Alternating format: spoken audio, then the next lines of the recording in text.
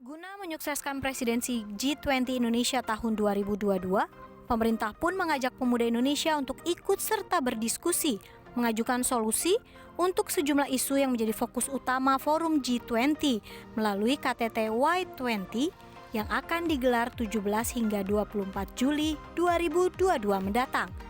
Peran serta pemuda dalam memunculkan solusi untuk memperkuat sektor-sektor perekonomian di bawah presidensi G20 akan menjadi salah satu bentuk rekomendasi kebijakan kepada para pemimpin negara di ajang G20. Lantas, sejauh mana pemuda Indonesia tahu soal presidensi Indonesia dalam konferensi tingkat tinggi KTT G20 tahun 2022? Kami pun mencari tahu melalui Open Mic CNN Indonesia. Saya tahu terkait presidensi G20.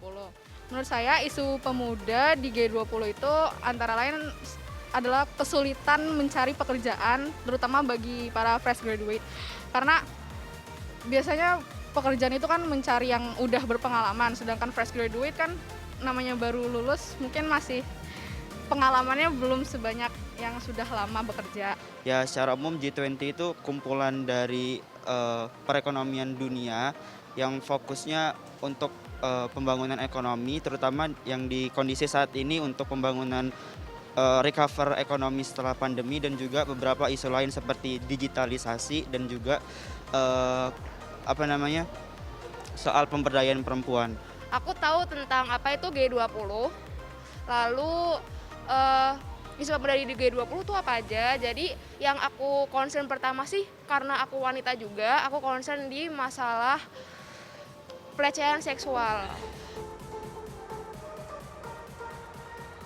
Jadi menurut aku pemuda itu sekarang sangat-sangat bisa berpengaruh dalam perbaikan ekonomi negara. Karena kita sebagai pemuda juga sekarang banyak tuh yang bisa bikin bisnis digital atau startup sendiri.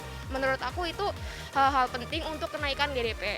Nah, jadi peran pemuda itu penting banget di situ. Juga kreativitas dalam digitalisasi itu juga menjadi peran penting, terutama karena pemuda ini banyak gitu ngasih inovasi di bidang digitalisasi, mulai dari content creator, kemudian itu pendidikan dan lain sebagainya.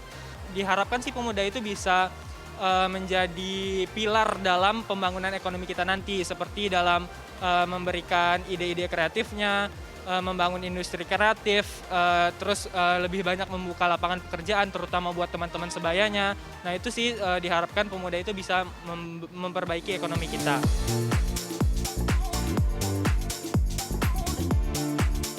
Apalagi pemuda ini kan memiliki banyak sekali ide kreatif ya, apalagi dalam industri kreatif maupun digitalisasi ekonomi. Nah, diharapkan sih G20 ini bisa jadi ajang bagi para pemuka dunia itu untuk mendengarkan para pemuda dalam pembangunan ekonomi nantinya.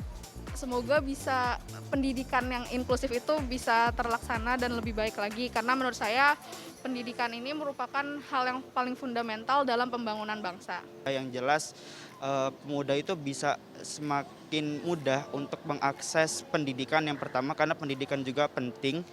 Terus juga pemuda itu bisa bebas untuk mengekspresikan diri mereka dalam bentuk untuk perannya dalam digital ekonomi dan juga dalam pembangunan ekonomi. Beri aku 1000 orang tua, niscaya akan aku cabut Semeru dari akarnya. Beri aku 10 pemuda, niscaya akan aku guncangkan dunia. Kalimat yang diucapkan oleh Bapak Bangsa Soekarno ini tentunya memberikan gambaran betapa besar kontribusi dari pemuda untuk kemajuan bangsa Indonesia. Nah, saat ini, di saat Indonesia memegang presidensi G20, tentunya kiprah dari para pemuda Indonesia menjadi satu hal yang ditunggu agar isu-isu utama dalam G20 ini juga bisa mendapatkan pengaruh dan memberikan pengaruh juga bagi para pemuda Indonesia demi kemajuan bangsa. Tim Liputan CNN Indonesia.